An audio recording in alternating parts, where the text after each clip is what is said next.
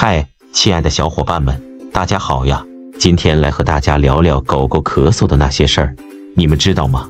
最近我发现好多家长在狗狗咳嗽的时候可着急了，就像热锅上的蚂蚁一样。比如说，有些狗狗咳嗽的像卡住了一样，要吐还吐不出来，嗓子里就像有痰似的咔咔声，家长们就慌了神，不知道该怎么办才好。其实啊，咳嗽是狗狗经常出现的一种表现，就像我们人有时候会打喷嚏一样。有些家长一看到狗狗咳嗽的厉害，就主观地认为是肺炎导致的，甚至会武断地使用抗生素药物自行治疗，这可就大错特错了。更不可取的是，还有部分家长甚至给狗狗使用人用抗生素，这简直是太危险了。就比如说，前阵子有个新闻说，有只狗狗因为主人给它用了人用的抗生素，结果导致了严重的过敏反应，差点就没命了。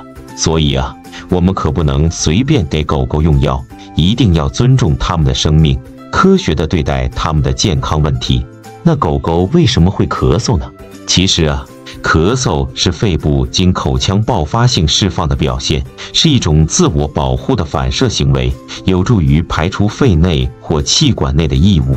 所以，如果狗狗是偶发性咳嗽，通常就和我们人喝水呛到、吃饭噎到差不多，家长们不用太担心。但是，如果狗狗咳嗽会咳出痰，那就可能是细菌感染的炎性疾病，或者是心衰导致的。尤其是一些老年狗狗或者易发心脏疾病的品种狗狗，比如约克夏、法斗等，就需要特别注意心脏的问题了。比如说，我之前遇到一只小约克夏，它经常咳嗽，主人一开始没在意，后来发现它咳嗽得越来越厉害，还喘不过气来。带到医院一检查，才发现是心脏出了问题。所以啊，家长们一定要多关注狗狗的健康状况，特别是这些容易出问题的狗狗。还有啊，如果狗狗咳血的咳嗽，那可就比较少见了，通常提示为寄生虫问题，比如心丝虫，或者肺部存在肿瘤、肺部霉菌感染、肺内存在异物、严重的充血性心力衰竭、血栓栓塞，或者肺叶发生扭转等。这些情况可都不是小问题，家长们一定要重视起来。另外，咳嗽的强度也可以提示可能的病患哦。比如说，咳嗽声音大、刺耳，就可以提示为支气管炎或者气管塌陷，一般会出现咽鸣音。如果是比较柔和的咳嗽，可能怀疑为肺炎或者肺水肿。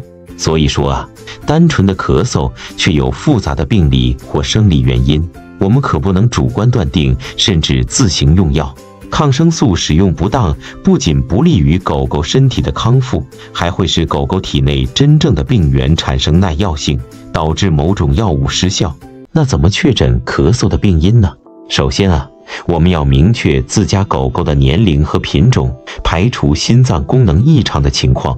当然，定期体检也是必不可少的一环，就像我们人每年都要体检一样，狗狗也需要哦。因为心脏功能出现异常，很可能给狗狗带来严重的灭顶之灾。比如说，有只狗狗平时看起来都很健康，但是主人没有给它定期体检，结果有一天突然发病，送到医院才发现是心脏问题已经很严重了，最后都没能救回来。所以啊，家长们一定要重视狗狗的体检，早发现早治疗。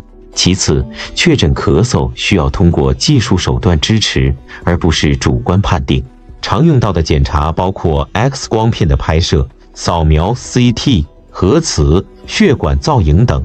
现在狗狗也是可以扫描 CT 和核磁的哦，效果非常好，全面、客观、准确。但是由于设备成本昂贵，相应的检查费用也比较高。最后，关于常被家长们怀疑的肺炎，有些肺炎是不表现咳嗽的临床症状的，比如慢性支气管炎就是没有明显咳嗽的症状。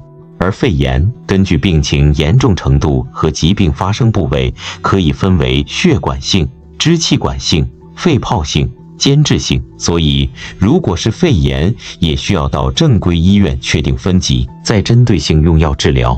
比如说，有只狗狗一直咳嗽，主人以为是普通的感冒，就给它吃了一些感冒药，结果一直不见好。后来带到医院检查，才发现是肺炎，而且已经比较严重了。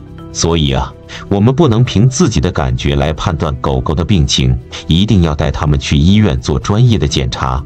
那狗狗咳嗽该如何护理呢？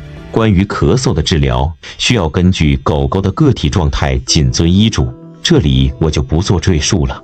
关于之后的护理工作，家长们需要注意以下几点：洗澡的时候要注意保温，并及时吹干毛发，避免狗狗因为温度变化过大患病或加重病情。就像我们人一样，如果洗完澡不吹干头发，就容易感冒，狗狗也是一样的哦。要密切关注狗狗的状态，一旦出现昏迷、休克，需要家长们及时送往医院抢救，这可一点都不能马虎。时间就是生命啊！最近天气炎热，如果要带狗狗外出，尽量选择清晨或晚上，避免室内外温差过大刺激狗狗。狗狗可不比我们人，它们对温度的适应能力比较差，所以我们要多为它们考虑考虑。比如说，我有个朋友，他带狗狗出去散步，结果中午的时候太阳太大，狗狗中暑了，差点就出了大事。所以啊，我们要注意天气情况，选择合适的时间带狗狗出去。今天就和大家聊到这里了，希望家长们都能关注狗狗的健康，让它们能快乐地陪伴我们。记得哦，如果狗狗咳嗽了，一定要及时带它们去医院检查，可不能自己随便用药哦。爱它们，就给它们最好的照顾吧。拜拜了。